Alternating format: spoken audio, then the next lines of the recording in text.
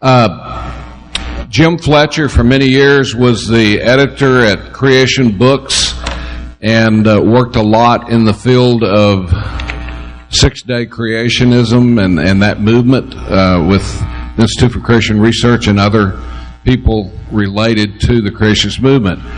And a few years ago, he felt called to strike out on his own, I guess you would say, and deal with Bible prophecy, and especially he has a desire to reach younger people with the good news of prophecy, and especially relating to Israel. He often has articles in Jerusalem Post and other publications dealing with issues relating to Israel and Bible prophecy. So he's going to talk about Israel and the trend among the church to move away from our traditional evangelical position on that. So let her rip, Jim. Thank you.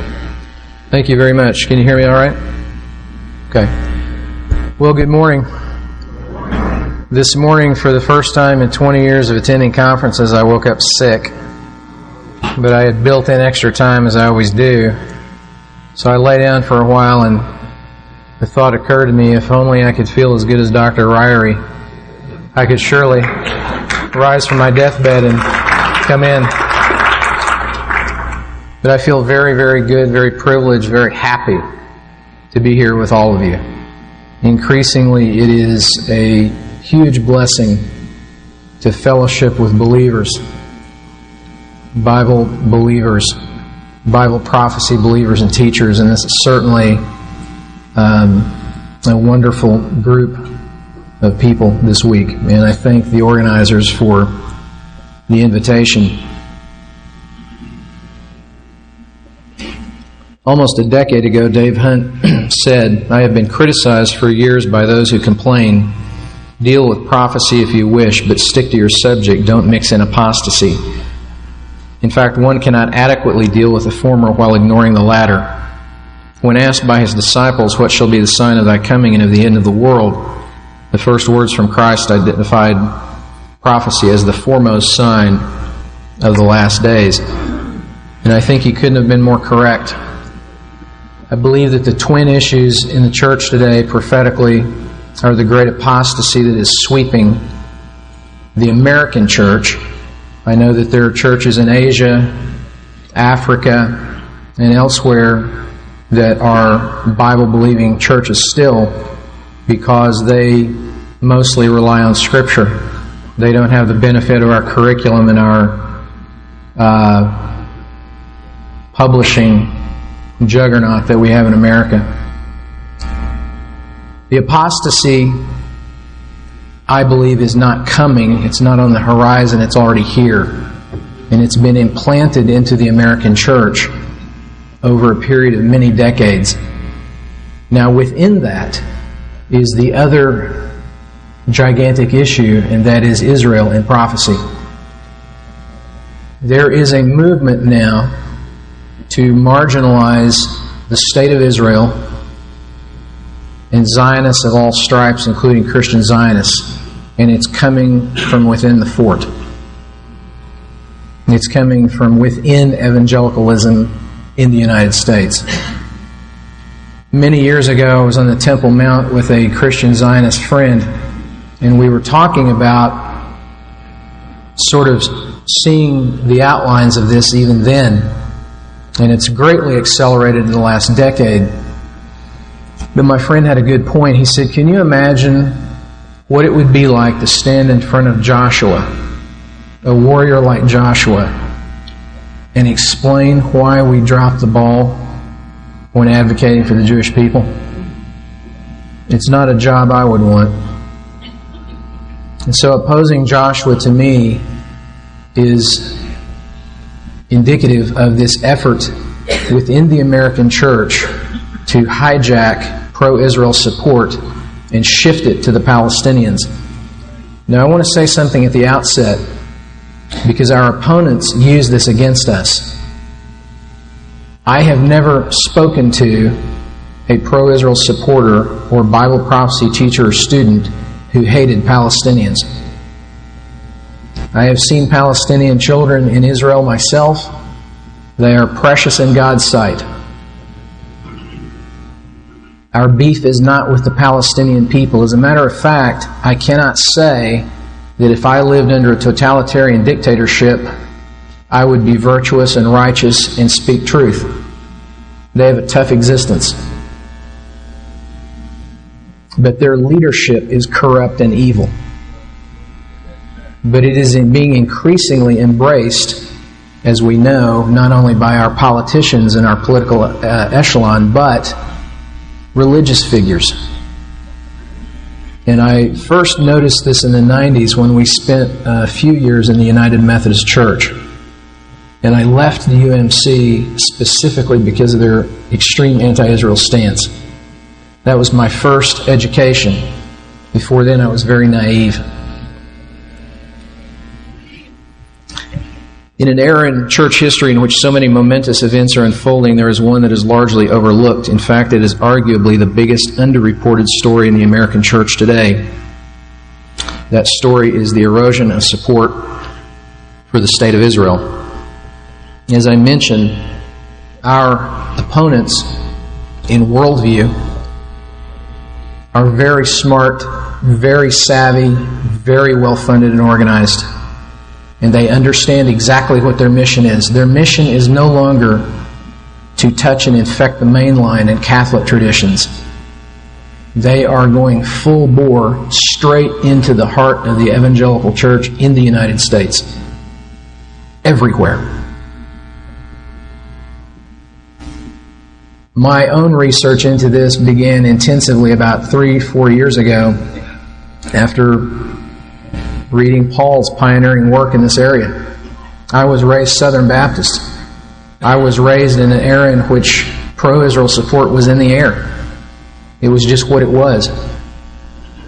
But David Bragg, who is the director of Christians United for Israel and a dear friend, said in the last year that for the first time, pro-Israel support in the American church is in play. And it is. I believe in being realistic.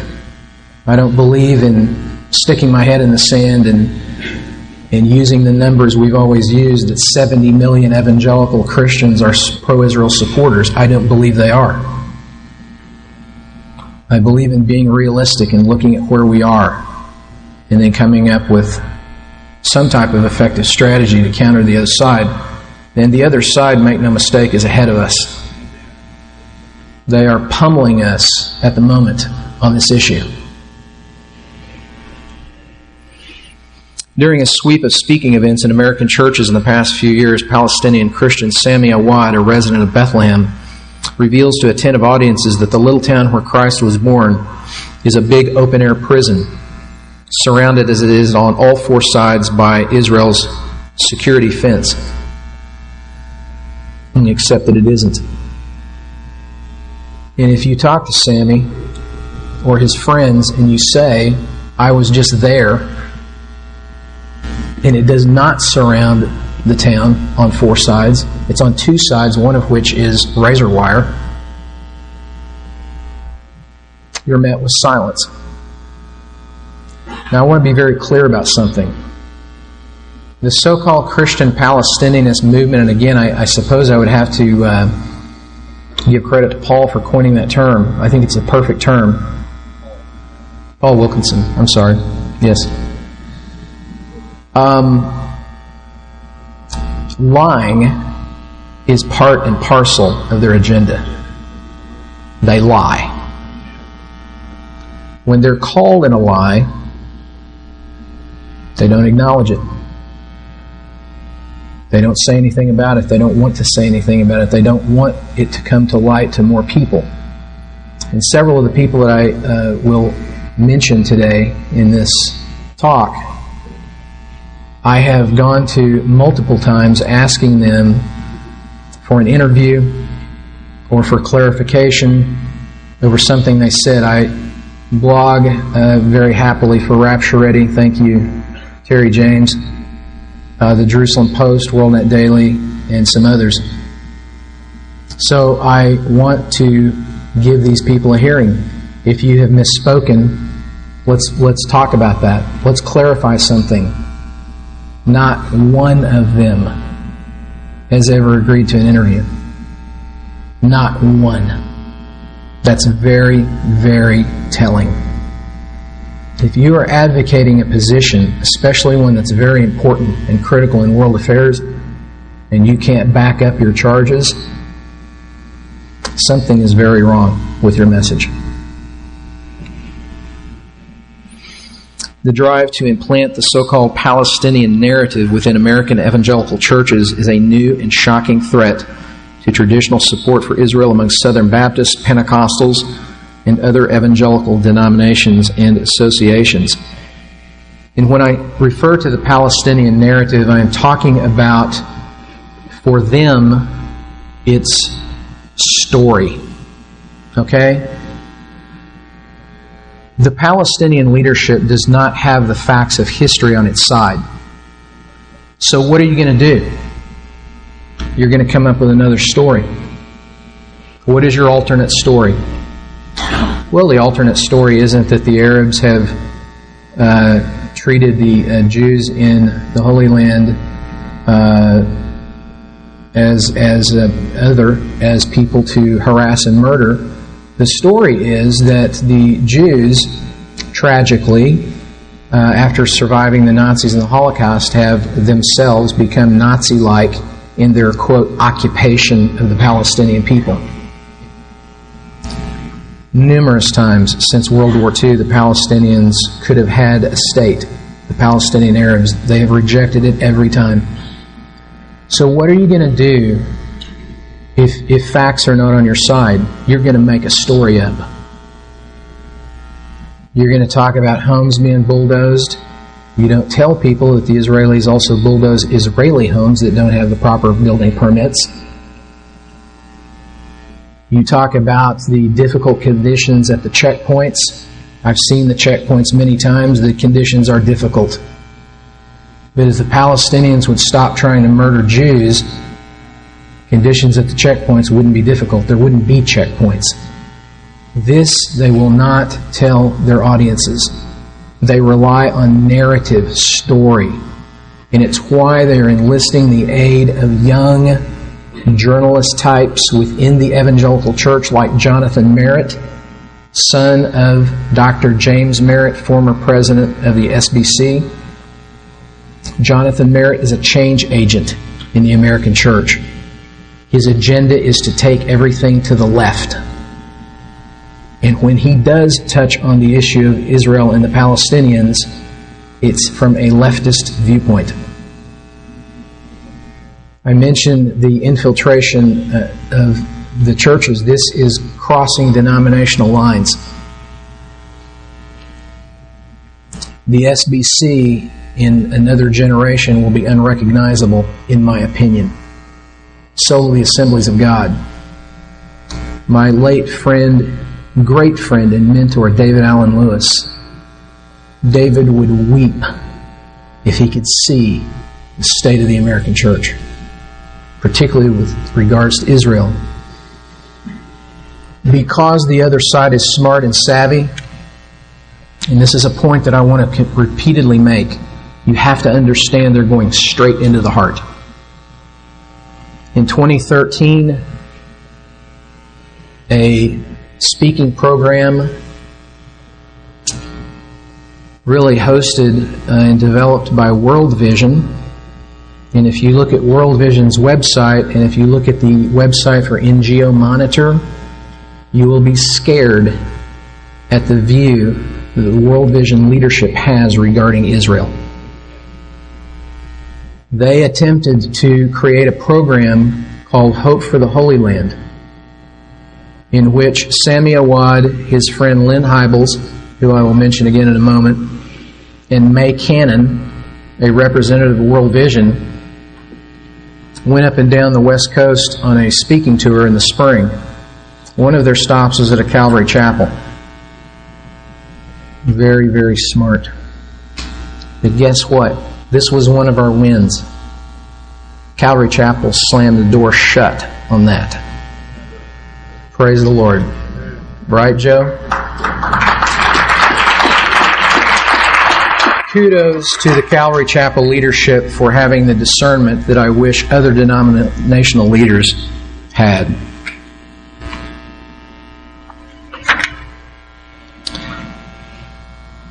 There are what I call bridge builders within the American church who are acting as a bridge between the mainline liberal traditions and the evangelical church. These are men like Brian McLaren, Tony Campolo, Gary Burge. Gary Burge is a key guy, professor of New Testament at Wheaton. How many times do you hear parents, Christian parents, say, I'm going to send my son or daughter to Wheaton? I wouldn't. Wheaton is like Fuller. They're left-wing. Gary Burge is one of the most anti-Israel Christian leaders in America today. Once again, a fellow that I have attempted to ask for clarification, and he either changes the subject or ignores the question. A friend of mine recently asked me, would it be profitable for anyone from our side to engage the Wheaton faculty and administration and try to get them to appeal to Burge to ramp down his anti-Israel animus? And I said, I don't think so. And he said, why? And I said, because Wheaton is Gary Burge and Gary Burge is Wheaton. Tony Jones, another type in this community. Tony Jones is a professor in good standing at Fuller. He made an announcement last year that he has simply decided to stop believing in original sin. Do you know what the faculty administration at Wheaton and the larger community of well-known evangelical leaders in America said in response? Nothing. Nothing. That's where we are. To fully understand the true nature of this threat to Israel and to Bible-believing Christians, we must understand the roots of it. Why are things the way they are? We did not arrive here overnight. The beginning of that journey started literally at the beginning in the book of beginnings when the serpent asked Eve, did God really say? Calvin Johnson, who's since gone on to be with the Lord, was a longtime Methodist pastor, and in the 90s he wrote a book called Beyond the Point of No Return. It was specifically an analysis of the Methodist movement. One of the scariest books I've ever read in my life. He talked about how they started many decades ago, 100 years ago, in the seminaries, attacking the origins accounts in Genesis, because you see, that's where you have to start. You can't start attacking the historical nature of Jesus, or you can't start attacking the historical nature of some of the narratives in the Old Testament without first knocking the props out from under Genesis. This was their attempt, and their success rate, sadly, was very high. He talked about how they first went after Genesis 1 through 11. Then what did they do? Well, it was a logical step to go after Genesis 12 through 50, the birth of the Jewish people. If you can relegate Abraham to the realm of myth, then you are on your way to Nazi ideology of the Jews being other. They are not special. They are not chosen. They are riffraff that need to be exterminated. And I would submit to you that our seminaries have done great evil since 1900 in this regard. And by the way, Dr. LaHaye and Tommy would understand this very well too, because Darwinian philosophy does factor into this in relegating Genesis to myth. But do you know why people reject Genesis as accurate history? Because they want to. Not because they're truth seekers, or not because they've unlocked some secret in the Hebrew text. Darwin, Herbert Spencer, all of his friends in England who helped him market his philosophy, They rejected Scripture because they wanted to. Man's heart runs from the things of God. It is rebellious. But those attitudes, because these men spoke with authority, people in the lecture halls thought that they must be onto something. And so that began this process of where we are now, this erosion of support for Israel.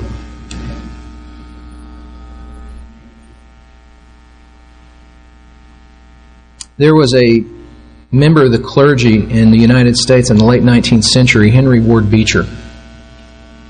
Beecher was, now I'm talking in terms of popularity and status, was probably the Billy Graham of his day. He was not biblical, however. Beecher went from one personal scandal to another and yet managed to stay in the pulpit and give the most insane lectures in twisting doctrine and theology. But Beecher's main contribution to evil was mainstreaming and marketing Darwinian philosophy to America. In 1881 and 2, he hosted Herbert Spencer,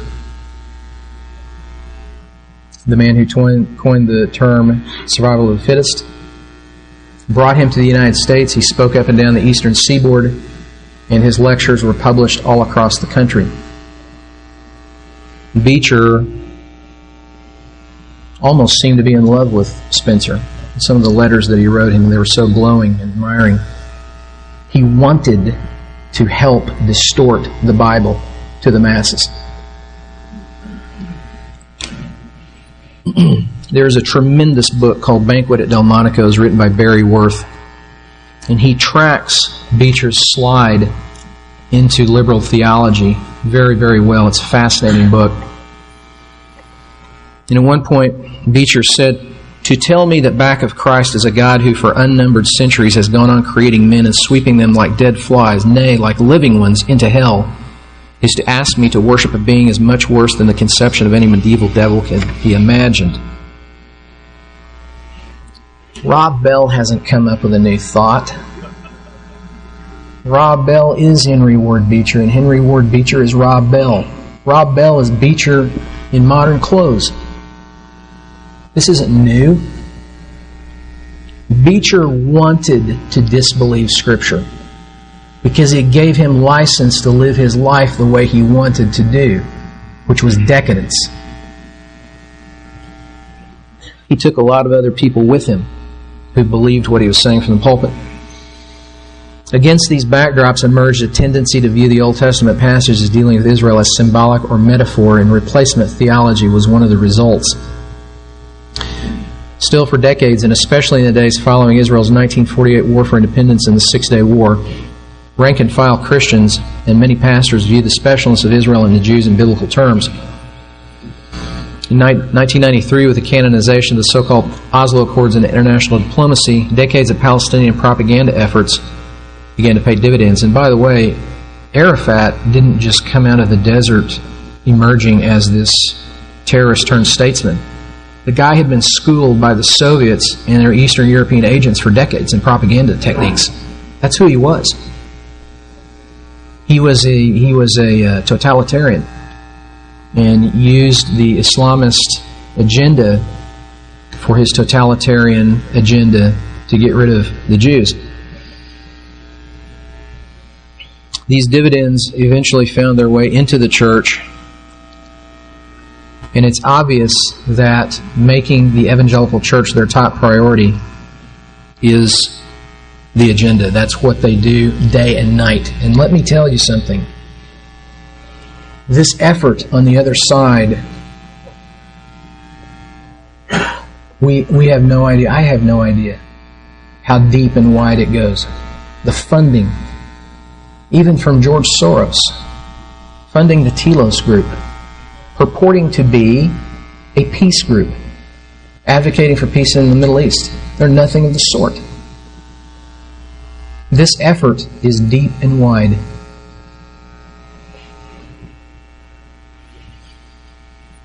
At the same time, another twin attack developed in which, alongside the marginalization of Israel and her Christian Zionist friends, emerged a related struggle, attacks on the teaching of Bible prophecy, specifically Pre-Trib view, targeting the millennial generation, that 18 to 35 age group.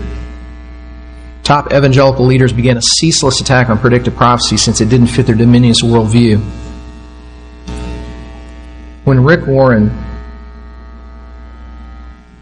mocks Bible prophecy and the purpose-driven life, and then says the same thing while addressing the SBC annual convention, over time, what do you think the effect will be in the SBC? They're going to believe what Rick tells them to believe. Now, don't misunderstand me. There are many thousands of good pastors and churches still in this country, of varying sizes. But what I'm telling you is, from my perspective, this so-called evangelical industrial complex, headed, in my view, by Warren, Bill Hybels at Willow Creek, and Andy Stanley at North Point, Atlanta, that group controls the narrative in the American church. They control it in every way imaginable. Curriculum, Christian bookstores, conferences. People like us are increasingly locked out of those venues. Why? Because we're dissenters. And we don't go along with the purpose-driven model. And if you don't go along with it, then they're going to get rid of you and marginalize you. And so again, within that umbrella of activities they're engaged in, anti-Israel fervor is near the top of the list. I would say that this current marginalization reminds me of the so-called German Christian movement in pre-war Europe. And what the churches there did was they sanitized, incredibly, wrap your mind around this, they sanitized the Jewish experience out of the Bible. Wow. Your Bible would be pretty thin. And so it is. They ignored, they twisted, they molded, they shaped it to be something that it is not. The reason that most rank-and-file Christians in pews don't recognize it is because they don't read the Bible. Period. That is our problem. There's also myth and propaganda that the King James Bible is, it's just too hard to read. I don't know what that, what does that mean? I can't read that. Wrong. If you can read English and you have access to a Bible, you can understand the Bible. And as Henry Morris once pointed out, in the King James Bible, there are more words with fewer syllables than in other translations. Isn't that interesting?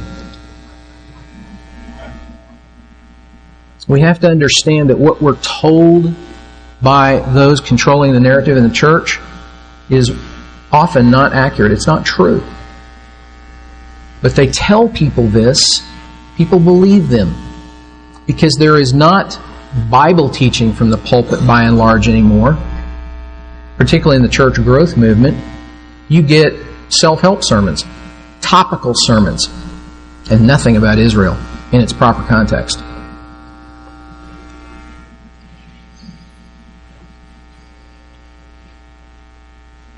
Almost immediately after the passing of pro-Israel leaders like Jerry Falwell and Adrian Rogers, the pro-Palestinian advocates emerged within evangelicalism to introduce the Palestinian narrative. They filled that vacuum. And when I say evangelical, like most words in the English language today, it's elastic, and it can be now mean whatever you want it to mean. I grew up in the evangelical church. We all know what that was.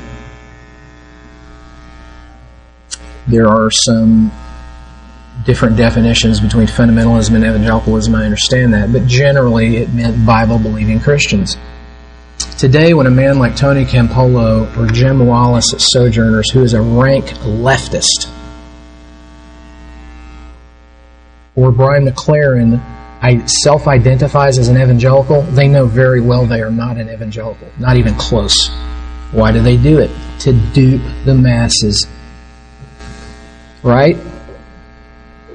I'm an evangelical. I'm one of you. McLaren spends a lot of time, which is very odd, a lot of time networking with Southern Baptists and Pentecostals. Why would he do that? He wants to change the nature of the American church. He's well on his way. 2 years ago, when he endorsed a letter written by a Palestinian named Atik, in which Atik accused Zionists, including Christian Zionists, of being worse than Hamas terrorists,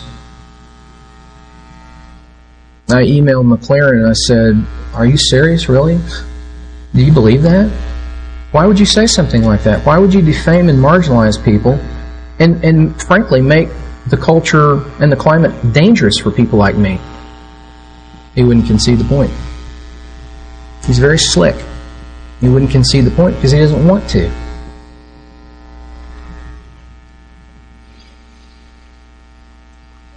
The narrative features heart-tugging stories of the alleged Israeli occupation as being the core struggle in the Middle East. It also emphasizes the need to help our suffering Palestinian Christian brothers and sisters in the Holy Land. This combination of largely undocumented tales of brutality at the hands of the IDF, along with appeals to help fellow believers, is a powerful influence on evangelical audiences.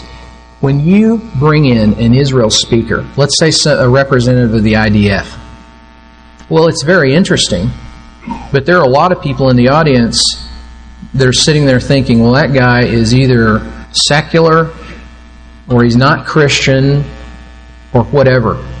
And they don't make any kind of emotional connection with that, by and large.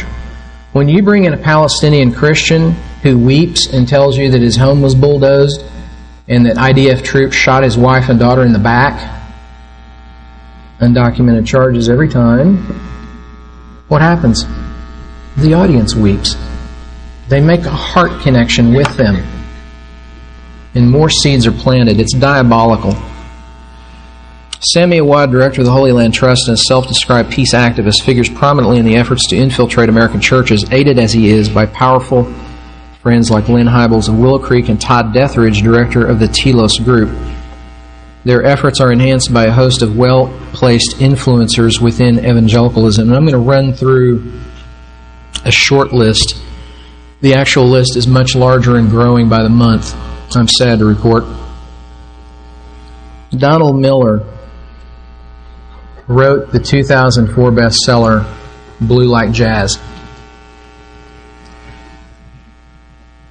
I see it now to be an attempt, which was successful, to bring millennials to the left in almost every area. Miller has become a very influential change agent through his writing conferences, but primarily through his networking. And a couple of years ago, Miller began to make trips to what they call Israel-Palestine. Palestine doesn't exist. It may someday, but currently it does not, so that's a political term. He began to go there with people like Lynn Hybels, Sami Awad. Well, when he comes back and he writes in his blog, which is read by many, many people and is very influential, what do you think he's going to write?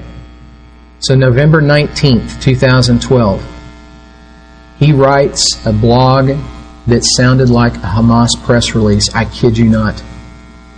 I was astonished. Among the things he accused the Israelis of was shooting Palestinian women and children in the back, and, I'm glad you're sitting down, that Israel controls the daily calorie intake of Gazans. In other words, they're starving them. Wow. And that is a lie so breathtaking, you wonder how somebody could utter it. I have asked Miller repeatedly to document his charges of war crimes against Israel, and they are war crimes. That's his point. That's his agenda. He wants to demonize Israel and Jews. Okay? To date, he won't even respond. And his assistant once turned it around on me and asked me why I was persecuting Donald Miller. They have an agenda that is very slick and sophisticated, and they are given cover by the top evangelical leadership. Is Warren or Hybels or Stanley going to call these guys out? Their proteges? Of course not. They're advancing the cause.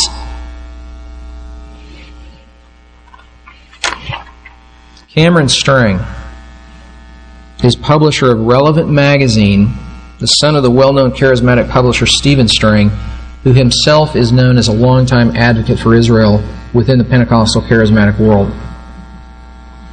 Cameron Strang never misses an opportunity to mock Bible prophecy teachers in the pages of his magazine, and recently regularly skewered the actor Nicolas Cage for his recent appearance in the Left Behind movie. They just do this gleefully. I mean, the mocking is just hideous.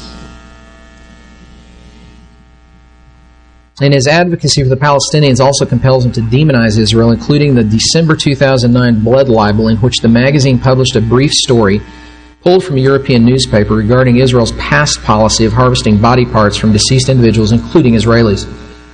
Relevant, however, ran the headline, Israel's Reprehensible Organ Program, to characterize the Israelis as harvesters of dead Palestinians. In other words, the IDF is a fiendish Frankenstein-type entity that roams the countryside, killing innocent Palestinians and harvesting their organs. That's absurd.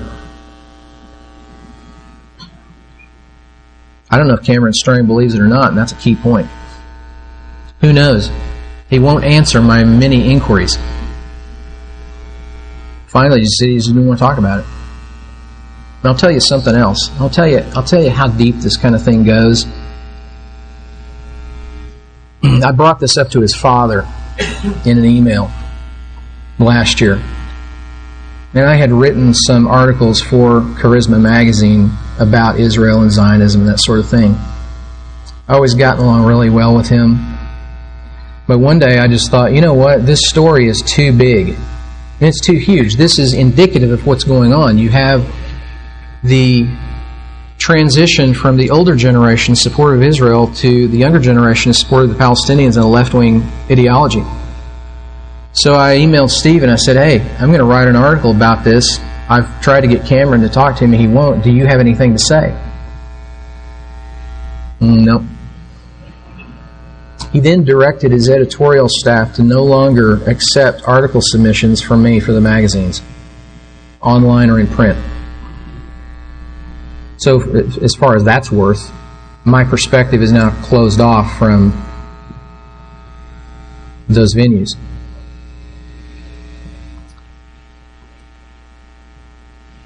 In 2014, Cameron Strang wrote and published a cover story heavily slanted against Israel. In the backlash that followed, he shut down a regularly scheduled podcast to discuss the article and has thus far refused all my interview requests. He also would not address in the online comment section. Several people did take him to task. They knew what they were talking about, and they poked holes in his Palestinian narrative. He won't come out into the light and address these things. Why? He doesn't want to, and he doesn't have to. You understand? He doesn't have to. He is given cover by top evangelical leadership in America. Dr. Paul Alexander, the Ronald J. Sider Professor of Social Ethics and Public Policy at Palmer Theological Seminary, which is a seminary of Eastern University, home of Tony Campolo, is a longtime advocate for the Palestinians and was, until 2014, a credentialed minister within the Assemblies of God.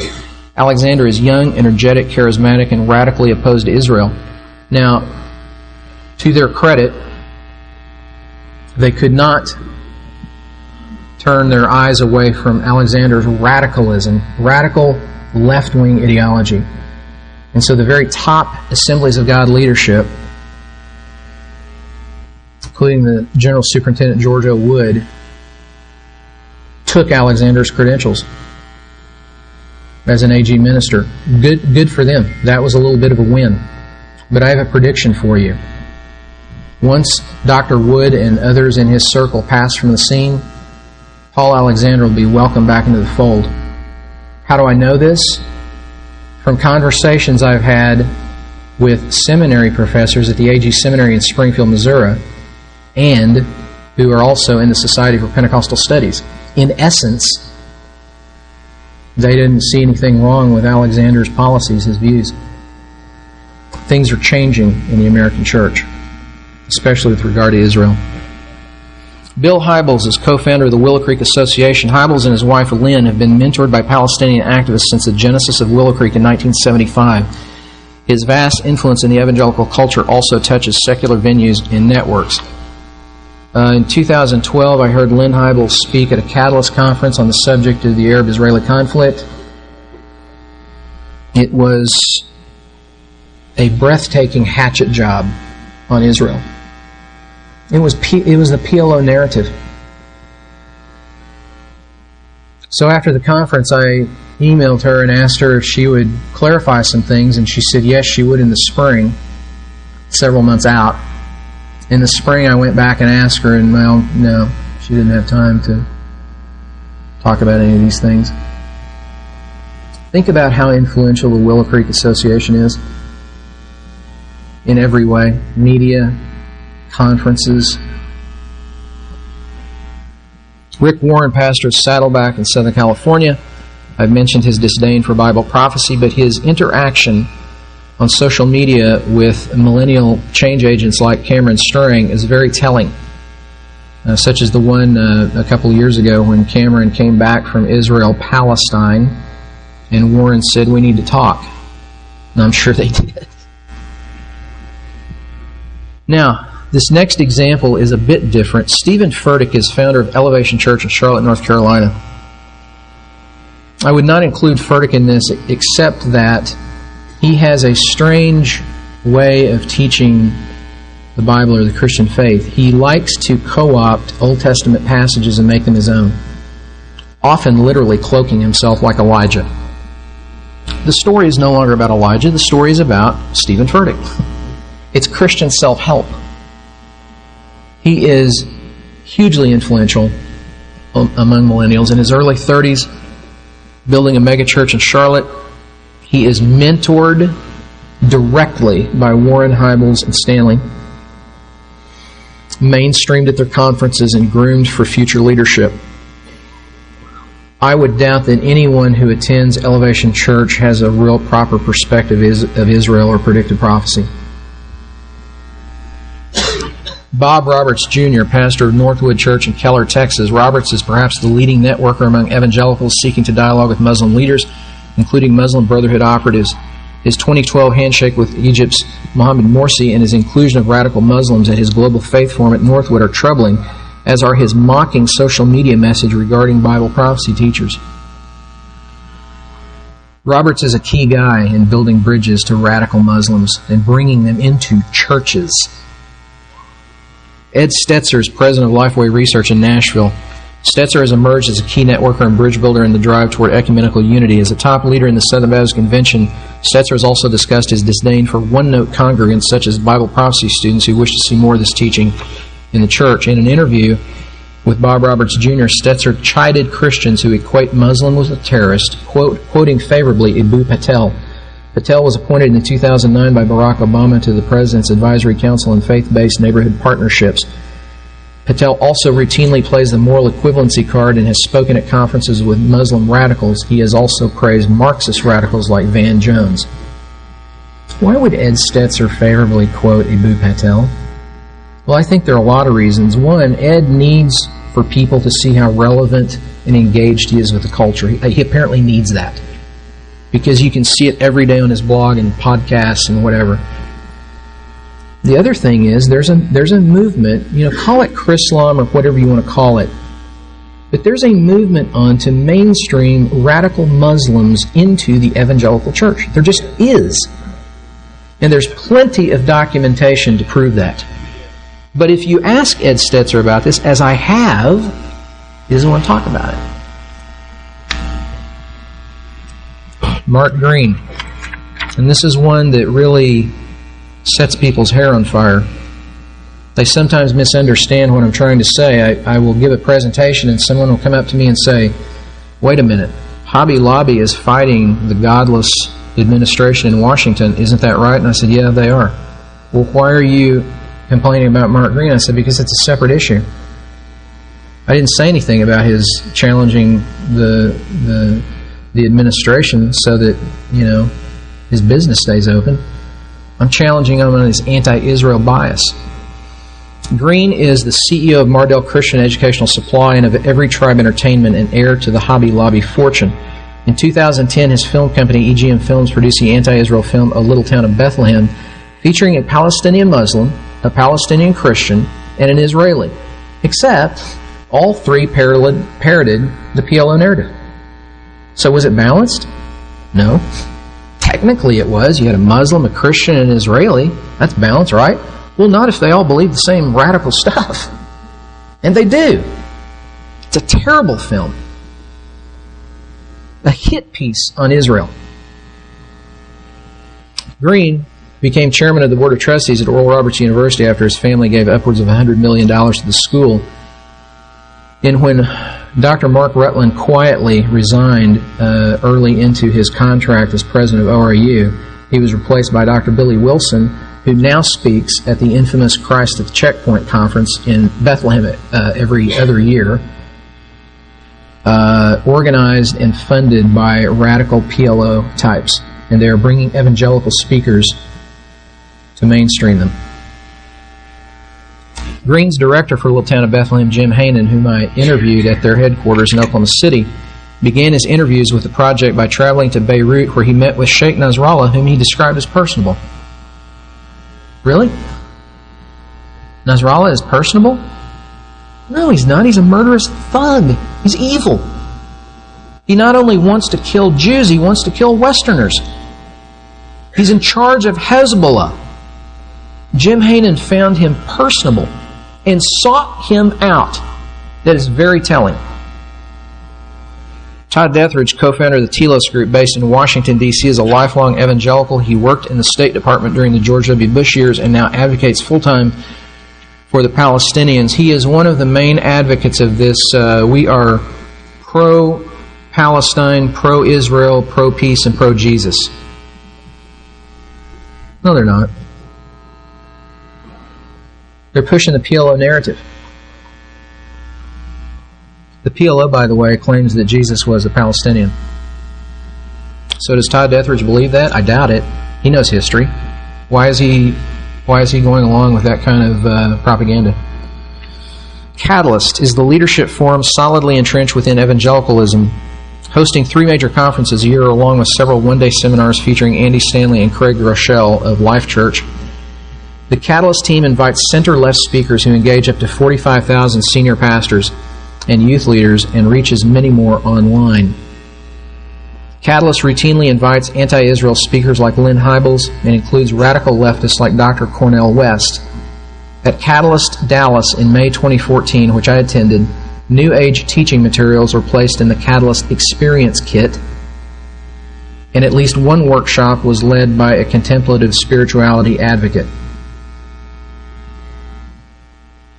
By the way, the New Age material included in the packet was not by accident, and I can assure you it was hardcore New Age. Shocking. I asked the new Catalyst director after the conference why they would do that. He was just too busy to answer. He just didn't have anything to say about it. The previous director, Brad Lomenick, who had directed Catalyst since its inception in about 2000, was responsible for inviting Cornel West to speak to a group of evangelical leaders. Why would you invite Cornel West? You know what Cornel West describes himself as? A non-Marxist socialist. Do you know what that means? It means he's a Marxist. He doesn't want people to get that. He doesn't want people to fully understand who he is. He's a radical. Why was Catalyst organized and supported by the likes of Andy Stanley, making this man accessible to 15,000 pastors and youth pastors from all across the country? Why would they do that? Because they want to implant left-wing ideology into the church. So at the Catalyst Conference here in May, I had asked Brad Lomenick 4 times in an email, through directly, assistance. He never would answer my question, my simple question of why would you invite Cornel West, who, by the way, is also very anti-Israel and pro-Palestinian. So Lomenick, and this was rare for him, he's normally not out in front, but he gave a talk at Catalyst. So I sat on the front row in front of him, and when it was over, I went up to him and introduced myself, and I asked him the question for the 5th time, why did you invite Cornel West? He said, well, you'll have to ask Mr. Reagan, who's the new director. I don't really, not really involved in the day-to-day stuff anymore. He's not going to answer. Same reason Rick Warren won't answer why he went to see Bashar Assad in Syria in 2006 and gave him an award. He doesn't answer because he doesn't have to. And if you ask him questions, because you have no other avenue, so if you ask him questions via social media, he'll block you. All of these people have blocked me on Twitter and Facebook. What do they have to hide? What they have to hide is they want to implant leftist ideology into the evangelical church in America, and they are succeeding. They don't have to answer.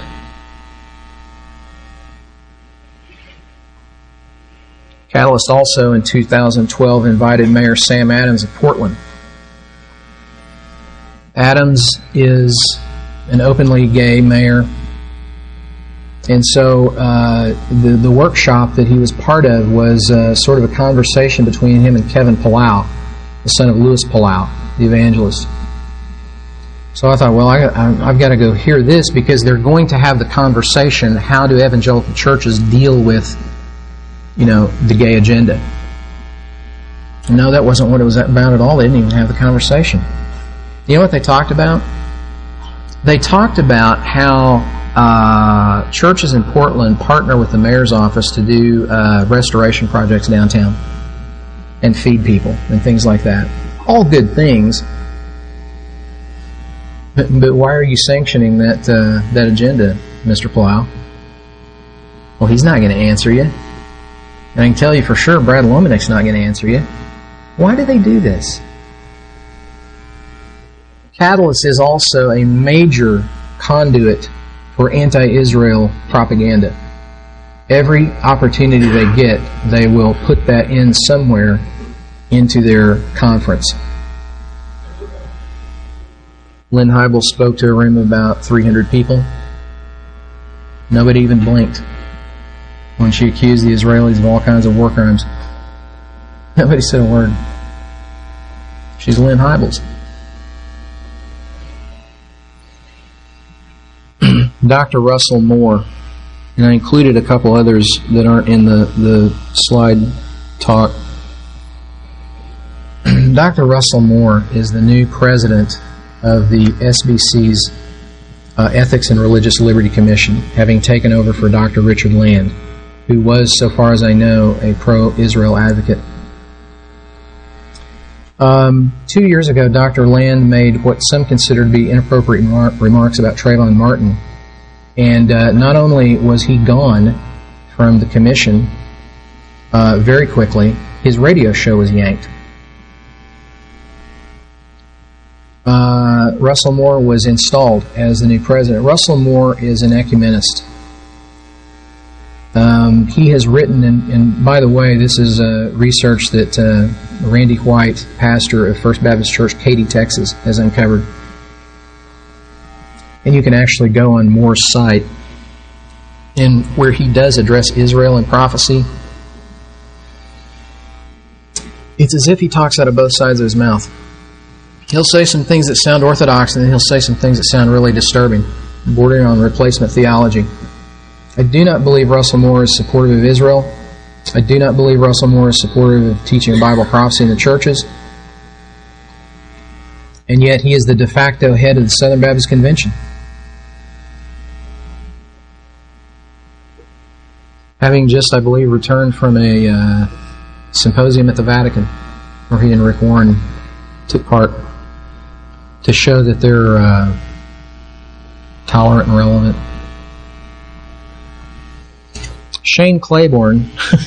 Shane is, I don't know, there was a funny, I thought it was funny, T-shirt that somebody created for 2008 election when everybody thought Fred Thompson was going to run for president, and it was a picture of Fred's face, and the line said, punch the hippies. And it was kind of I thought it was funny.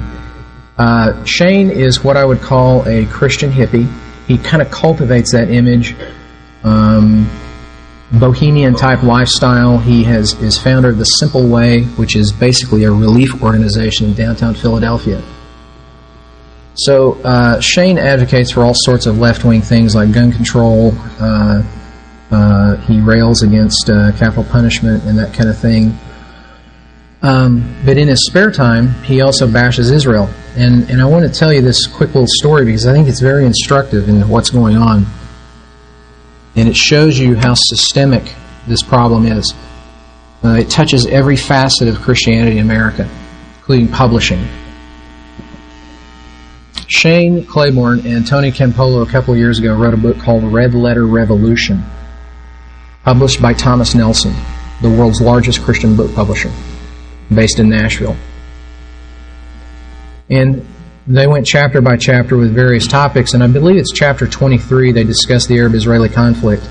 And they do, so far as that goes, an interesting technique of question and answer in the chapter. And so in this one particular place, Tony Campolo raises the idea of, once again, and they hiss the word settlements, and they say settlements in the West Bank.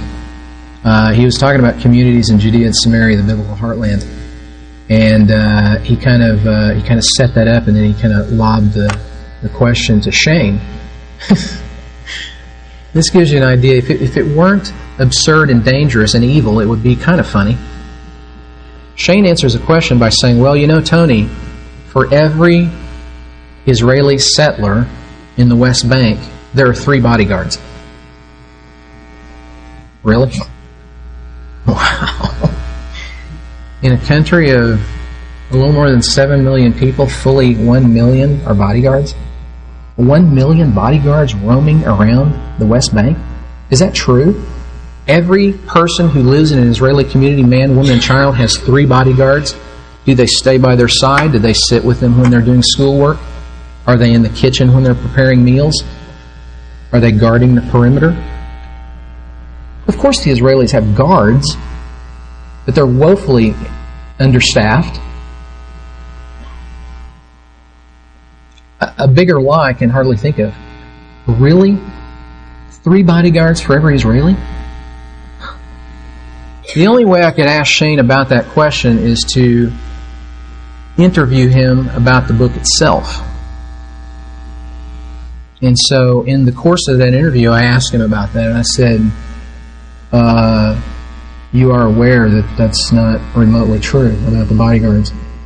Well, he hemhawed around, and he wasn't going to concede the point. So I wrote 3 times to the editors at Thomas Nelson asking them if they would alter that and print the truth in subsequent editions, which there surely will be. They didn't even reply. They're not going to reply. They're not going to reply because their agenda is to demonize Israel and Christian Zionists and overturn everything by the next generation. And they are well on their way. I can assure you. People say, what should you do? Well, there are a lot of things you could do. The first thing is there needs to be a coordinated, funded effort to push back against these people. To my knowledge, to this moment, no such endeavor exists. That would be number 1. The second thing is to change our thinking about strategy. I have been dismayed in this year, all through the year, some of it public, some of it private, the tendency of even some top Christian pro-Israel groups and leaders to want to appear moderate in how they answer the Palestinians. They They will even concede a Palestinian state. They will concede a lot of things because that's what you do between a conservative and a leftist. You always have to compromise with the leftist, never the other way around. A leftist will never go 1 inch your way, ever. Those of us on the right constantly move to the left. So they'll accept us. So they'll see that we're reasonable and we can have dialogue and we can come to some better conclusions. No, we're not. They're radical ideologues. Every bit as radical in their worldview as Hillary Clinton, who I would submit is worldview-wise at least as dangerous as Barack Obama. She's been at it longer. She is also anti-Israel. But this desire to appear moderate, I find deeply troubling. I don't think moderation is what we need to be doing. I think moderation is a strategy for defeat and failure. And the other side counts on it, I can assure you. And my dear friend Dexter Van Zyl is a researcher and writer for Camera, the media watch group based in Boston. If I were going to start a newspaper, Dexter's the first person I would hire.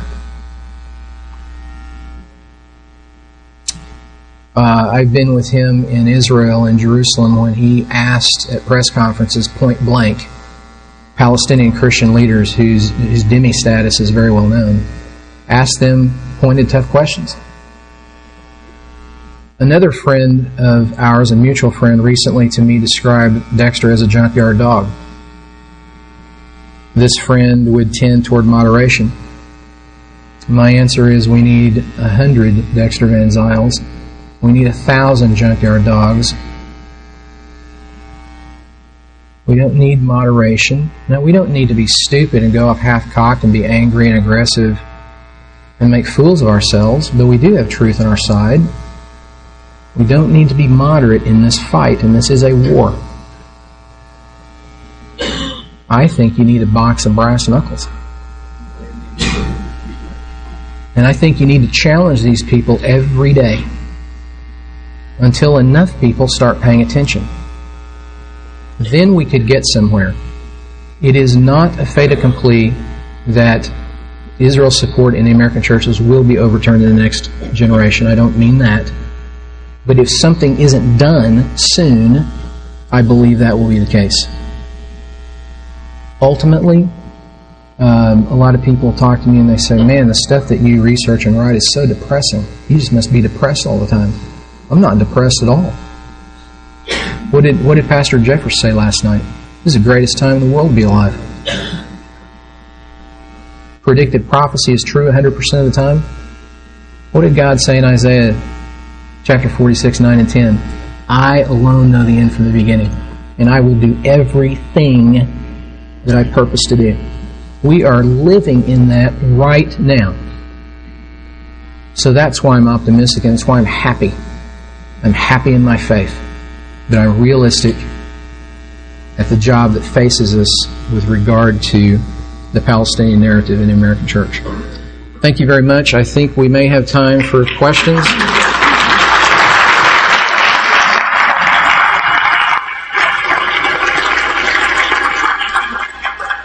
Thank you, Jim. Another eye-opening session here. I've seen this for a number of years, and when you talk to the younger people, in other words, from my generation, I was thinking the other day, even wrote an article on this in the early 70s, when I was young, and all that. Everybody was pro-Israel. The Jesus movement, all of this, Lake Great Planet Earth, and it was always a biblical issue. You would get in discussions over what does the Bible say. Well, when you talk to these younger evangelicals or whoever they are, they don't seem to care. I was a professor for 7 years at Liberty.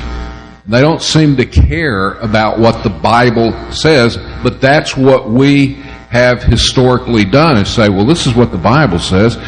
And even lately, some of us have become, up on the political side and all of these other things, the history and all of this, and they don't seem to care because they seem to be so beholden to this mindset. Is that your experience? And that's why I think people from our tradition don't know what to do.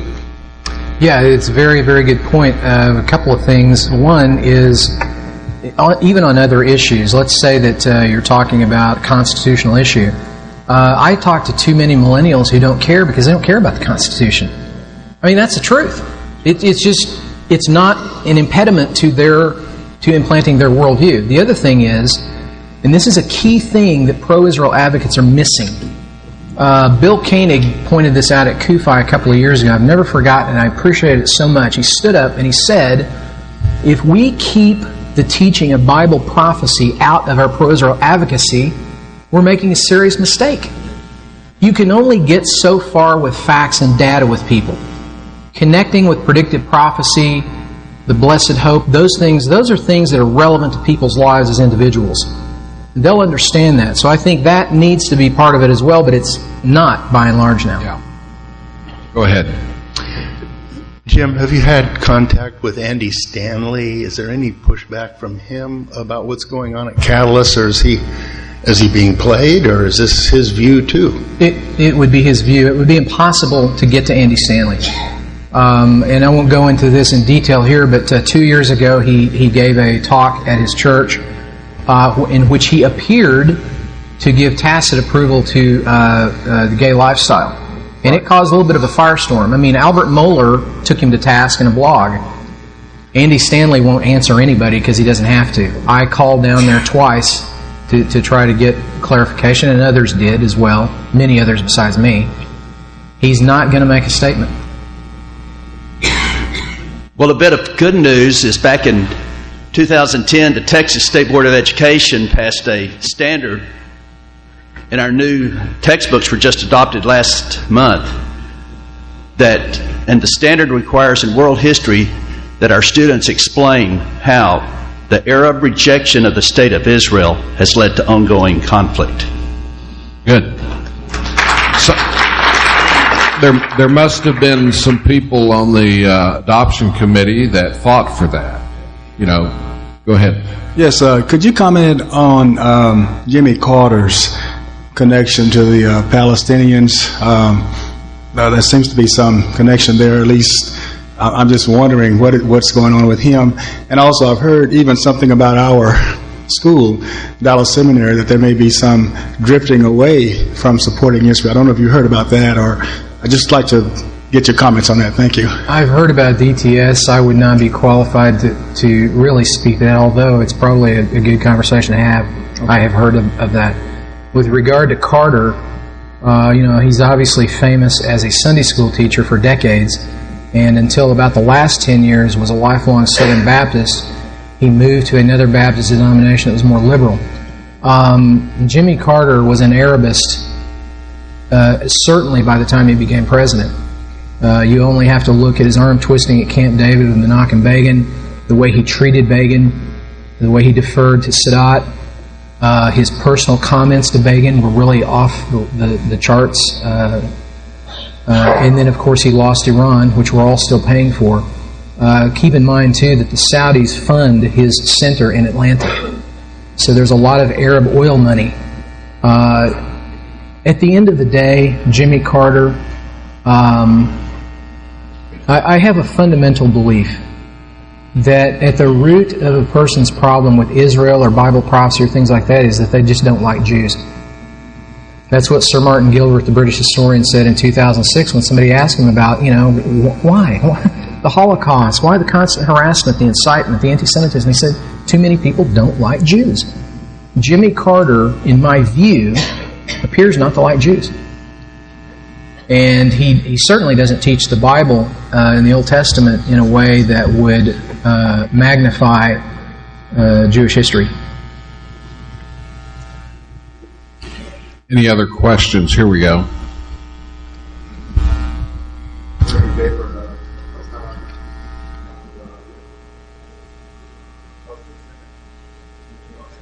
Yeah, okay, I'm right here.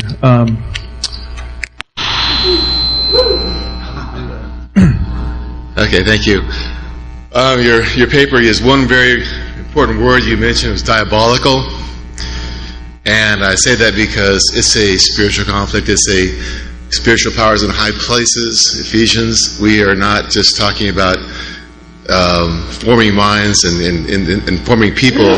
It's a spiritual battle, and I would just submit that historically, the way God has dealt with evil on this magnitude is to send somebody to give their life for it.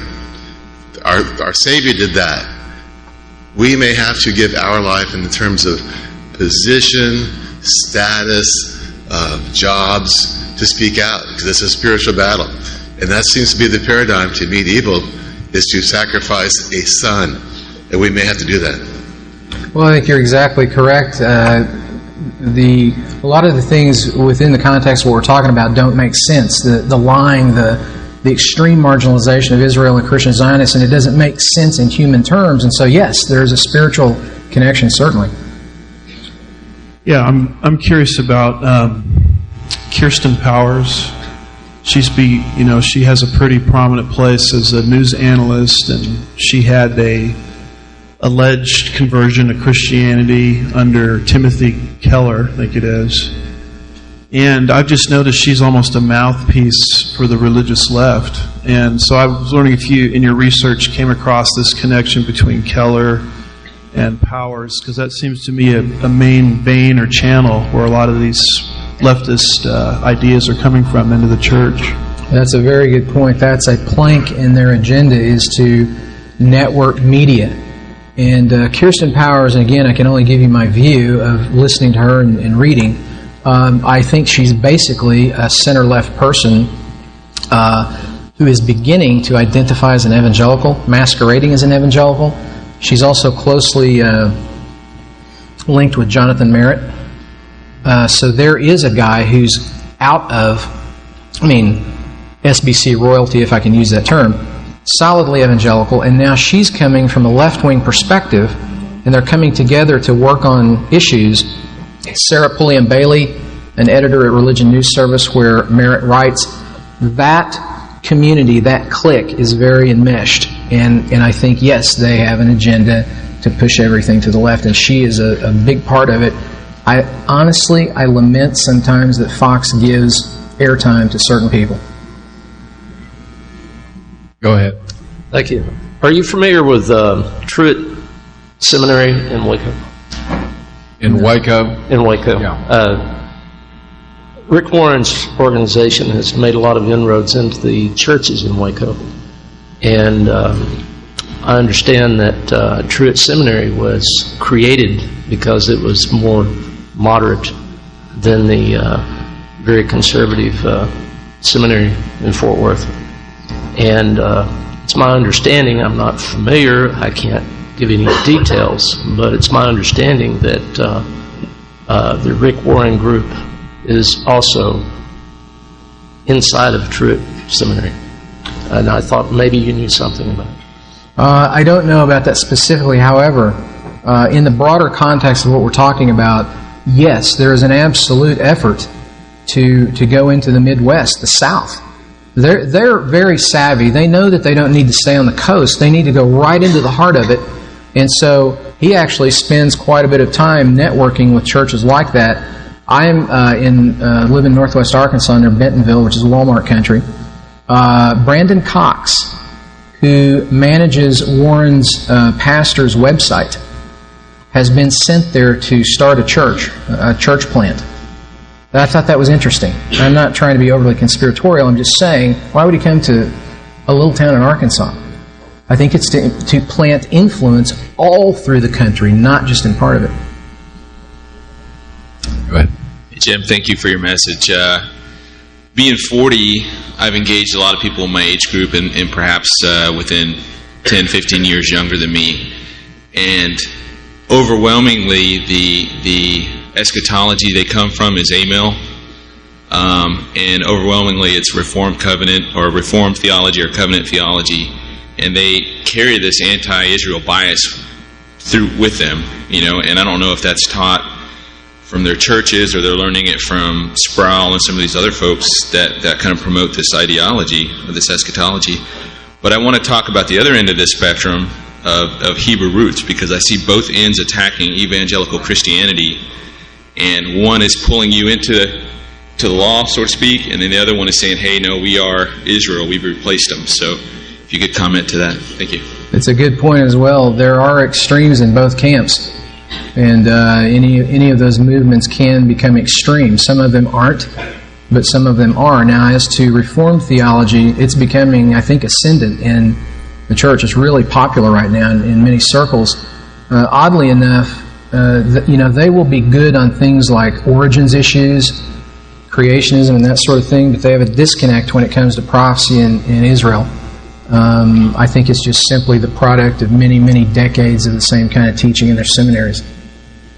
Yeah, I think also the older generation, my age and older, that founded and staffed the older institutions are not aware of all of what millennialists and them, the way they think and all of this. So they've honeycombed many of our traditional institutions as well, and people just assume that they believe properly on these issues, and many of them have come into our traditional schools that have historically represented what we believe, and they don't. I know that at one seminary, some of the professors have articles on their doors, pro-Palestinian articles and all this kind of stuff. And plus, the younger people tend to make fun of what they disagree with. They don't interact with you. They just insult you, make fun of you. I remember back in my youth group, we watched Thief in the Night, or, everybody was scared of the rapture, but now that we're older and out of our youth group, we don't believe this stuff anymore. That's Donald Miller type mentality, and so they make fun of it. They make movies, they make videos and all of this kind of stuff, and like you say, they just create this narrative with a different story. And I was faculty advisor for the Stand With Israel Club at Liberty, and we had Palestinians who would come and try to co-opt our thing, and they would get up and tell all these stories about what supposedly the Israelis did. Now, I knew they were lying, but fortunately we had some other Palestinian students who were pro-Israel, and they pointed out that these people, they lie and make it up, all this stuff. You don't know how hard it is. And one time when I was gone, they had a debate, and they agreed, unfortunately, I told them a big mistake, not to use the Bible in the debate, discussing the Palestinian Israel thing. And I said, you should never have a debate that you can't use the Bible in, period, on any subject. But nevertheless, that's what they do, exactly what you're saying. They get up and tell their sad sob stories. And some of them are sad, some of them are true, but this idea of stealing their land and raping their women and all this that supposedly the Israelis have done is not true, and things. Yeah, I once asked Alex Awad of Bethlehem Bible College about his Palestinian advocacy. He's a Christian. And we got into a discussion about the Old Testament and how Jewish it is. And he basically said to me, we don't teach that because we don't really like it. Of course he doesn't. So they sanitize it. So have you ever had anybody answer an email? No. Not one of these people has ever given me an actual answer. No. Now, they will technically answer and say, I don't have time, but no. Yeah. Okay, my questions, you mentioned that the Saudis are funding the Carter Center, and I realize they are funding a lot of chairs at universities around the country. What other ways are there money being used to influence our country here? Well, I think they are. I think even the Assemblies of God Seminary in Springfield now has a Islamic Studies group. They're starting to do things like that. Again, going in right into the evangelical world. Where all their funding goes, we'll never know. But when you see the juggernaut that they have on their side, and the limited resources we have on our side comparatively, you know that they're funding a lot of things. Isn't Fox News 30 to 40% owned by a Muslim? I believe it is, and if you'll notice, only recently have people like Sean Hannity really started to talk about radical Islam. There did seem to be a tendency for a long time at Fox not to address some of these things. Yeah. But I've heard that something like up to 40% of it is owned by, Middle Eastern Muslims. And then Rupert Murdoch's connections. I mean, if that impinges on what he's doing, then he'll silence that. Yeah. Yes, I'd like to add one more link to the chain that you presented in terms of movements, individuals, and organizations, and that is to consider the role that the Mennonite community is playing in terms of pro-Palestinian, anti-Israeli sentiment. I would love to talk to you a little bit about that down the road, but as a Mennonite myself, Mennonite background, I can tell you unequivocally the Mennonite intelligentsia, our seminaries, our schools, our denominations have become not just simply anti-Israel, but publishing items, publishing reports that could only be considered apologetics for Yasser Arafat, for Hezbollah, even going so far as to have meetings with the Khomeini Institute, which is Ahmadinejad's hardline clerical Islamic group and pro-Hezbollah. It is radically anti-Israel. And what makes this disturbing is the Mennonite community has largely been considered conservative, theologically sound. We have gone ultra-left to the point where I consider my Mennonite community to be a watermelon organization or a watermelon movement, environmentally deep green on the outside and Marxist red on the inside. So I'd have to talk you down. Being Mennonite's not just about eating health food? Oh, well, and Dr. Ice, what's really interesting here is that we take the moral high ground because we're about peace. And so the Mennonite community, especially the Mennonite Central Committee, which I've been a thorn in their side for a number of years already, they have platforms at the United Nations, they sit on UN committees, they give testimony to my Canadian government, they lobby in Washington, D.C., and their approach is very much pro-Palestinian, anti-Israel. So just something for yourself to keep in mind. They're involved in the Christian peacemaker teams and things like that. The peacemaker team came out of the Mennonite Central Committee, yes. Mm-hmm. Yeah. Last question, go ahead. I would just like to encourage you guys. It strikes me as I read Paul that he wrote to Timothy to warn him about wolves. Paul was aware of the doctrines and the heresies of his day, as you are. And I don't know how many of you in this room are warning your youth pastors, your youth leaders, or the young people in your church about these false doctrines and these heresies. But if we don't, the next generation will all buy into what these guys are teaching because they have the platform. They have the platform for the main reason that they have the money and they have the technology and they have the appeal because of the way things look.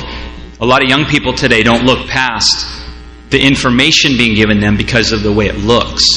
But when they trust you, and you all have people that trust you in your lives, I want to encourage you to pour into those people, and you will increase what's happening here in their lives.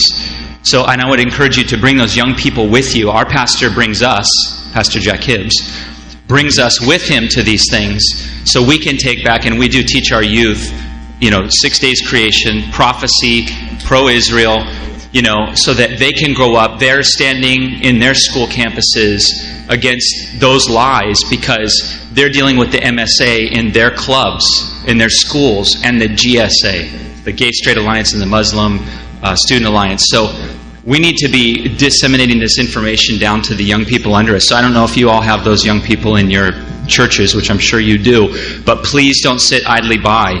Be a Paul and warn them and tell them and teach them and instruct them in righteousness. And I thank you for your presentation. It's extremely powerful and encouraging. Well, thank you for your, plus y'all out in California have an extra 20% tax burden that the rest of the people don't have. Most